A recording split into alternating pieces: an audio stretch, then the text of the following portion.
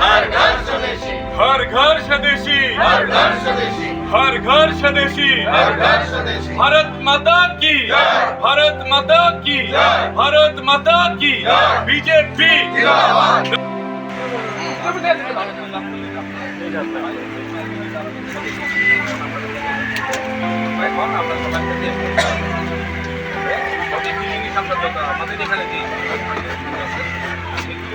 জানেন যে ভারতীয় জনতা পার্টির এক পক্ষকালব্যাপী আমাদের এই কার্যক্রম চলছে। আমাদের দেশের রাষ্ট্রীয় সভাপতি জেপি নাড্ডাজির নির্দেশক্রমে এবং আমাদের প্রদেশ সভাপতি রাজীব ভট্টাচার্য মহোদয়ের নির্দেশক্রমে সাংগঠনিকভাবে এই কর্মসূচি চলছে। আজকে এই মহারাজগঞ্জ বাজারে আমাদের আসার মূল উদ্দেশ্য হচ্ছে হর ঘর স্বদেশী, ঘর ঘর স্বদেশী। এই বার্তাকে সামনে নিয়ে আমরা আজকে মহারাজগঞ্জ বাজারে আমাদের ৮ নং টাউন বর্তমানের মণ্ডলের পক্ষ থেকে আমাদের যারা বিক্রেতারা আছেন এবং ক্রেতারা যারা আছেন তাদের সঙ্গে আমরা বার্তালাপ করছি। আমাদের এখানে মণ্ডল সভাপতি শ্যামল কুমার দেব আছেন, আমাদের জেলার যিনি সম্পাদক সুব্রত চক্রবর্তী আছেন, আমাদের মণ্ডলের বিভিন্ন অফিস বিহার সদস্যরা আছেন, বাজারে বিভিন্ন পদাধিকারীরা নেতৃত্বরা আছেন।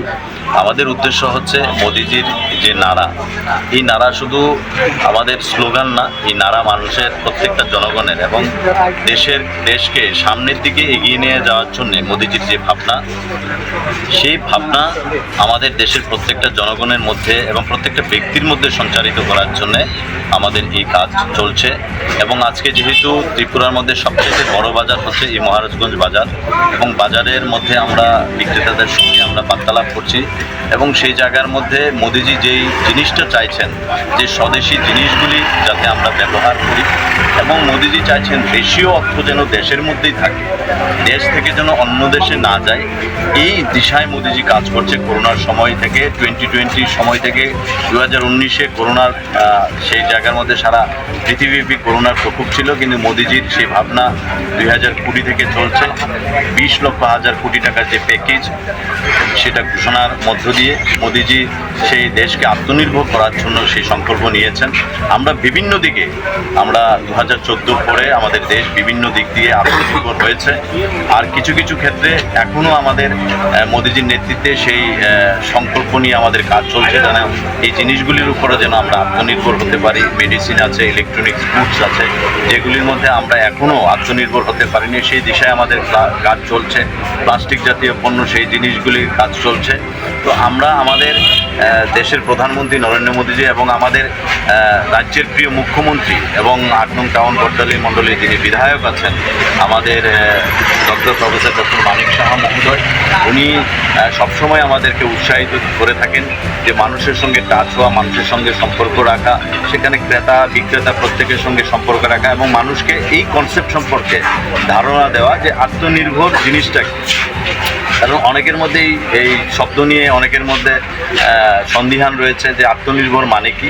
তো আমরা যখন বুঝাচ্ছি বিভিন্ন দিক দিয়ে, বিভিন্ন উদাহরণ দিয়ে যখন বোঝানোর চেষ্টা করছি, ওনারা বুঝতে পেরেছেন। এবং এই বাজারের মধ্যে একটা জিনিস ভালো লেগেছে, একটু আগে আমরা একটা মুভির দোকানে গিয়েছিলাম, একজন বয়স্ক মানুষ, যে উনি ওনার পরিবারের মধ্যেই সেই মোম জাতীয় দ্রব্যগুলি তৈরি করছে, ধূপকাঠি তৈরি করছে, এবং সেই জায়গার মধ্যে কর্মসংস্থানের উনিও ব্যবস্থা করতে পেরেছে। অনেকগুলি লোক তার সঙ্গে কাজের সঙ্গে জড়িত আছে এবং জব ক্রিয়েটার হিসেবে উনিও কাজ করছেন।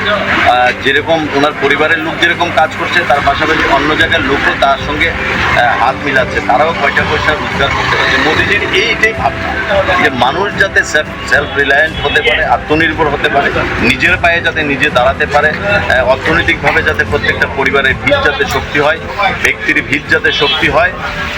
প্রত্যেকটা ব্যক্তির অর্থনৈতিক ভিত শক্তি হওয়া মানে কি দেশ অর্থনৈতিকভাবে শক্তিশালী হওয়া। এবং মোদিজির যে স্বপ্ন 2047, যে অতুল প্রসাদের যে বিখ্যাত লাইন যে ভারত আবার জগৎ সবাই শ্রেষ্ঠ আসন লবে, সেটা হয়তো মোদিজি 2047 পর্যন্ত সেই জায়গায় লক্ষ্যে পৌঁছানোর জন্য মোদিজি কাজ করছেন। কিন্তু আমার যেটা ধারণা, সেখানে আমাদের প্রত্যেকটা কার্যকর্তার যে ধারণা যে 2047 লাগবে না, তার আগেই দেশ আত্মনির্ভর হয়ে যাবে এবং দেশ এই অতুল প্রসাদের যে বিখ্যাত লাইন যে ভারত আবার জগৎ সবাই শ্রেষ্ঠ আসন লবে, সেই স্থানে আমরা পৌঁছে যাব। মোদিজির